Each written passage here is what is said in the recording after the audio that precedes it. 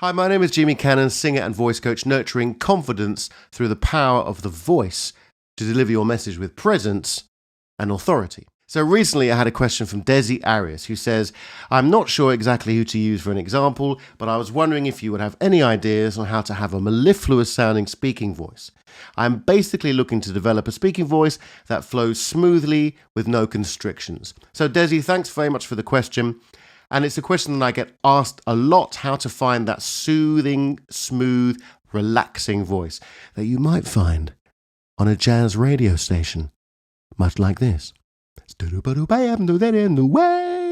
So what is a smooth speaking voice? Well, adjectives that come to mind might be warm, seductive, fruity, echoey, or chocolate, possibly. Please put in the comments below anyone that you feel has a particularly soothing or smooth or relaxing voice. Someone like Morgan Freeman, for instance, is somebody who has a very characteristic and smooth voice as well. He has a lot of elements to his voice. So what are the characteristics of somebody who does have that type of voice? Well, it's somebody who has control over their voice. Here are 6 things that you have to become a better speaker and a better communicator using your voice.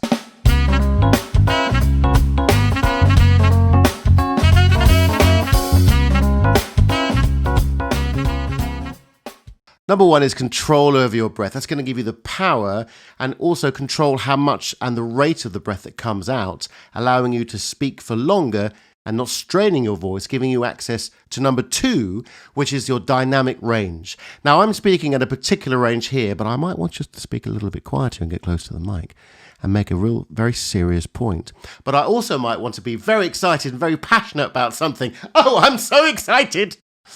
That's dynamic range. Number 3, where are we, is a wider pitch range. A wider pitch range. You might not want to go up there, but you might want to start here, and you might want to come down a little bit here, just falling down, or you might want to start very low, and you might want to go up here, and maybe just get in there a little bit, and just find a few things, few areas to find. That's your pitch range. That gives you variety, which hopefully engages the listener and keeps them interested.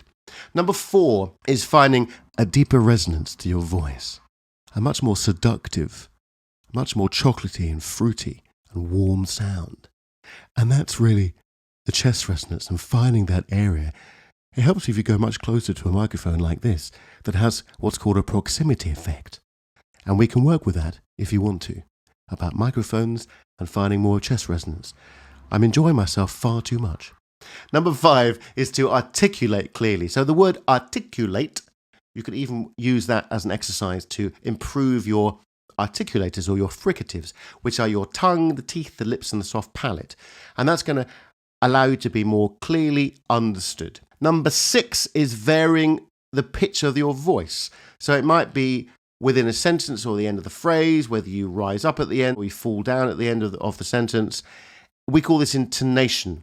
So this is, if I'm going to speak like this, I might speak like that the other way. I might do the opposite effect. It's all about keeping the listener engaged and interested, and to make sure that you get your message across. So don't forget, your voice is an instrument. It requires mastery. So let's start together on that journey of mastering your voice and find a way to create a smoother voice. If you'd like to know more about improving the sound of your voice for singing or speaking, please do get in touch. My name is Jimmy Cannon, singer and voice coach. Speak soon.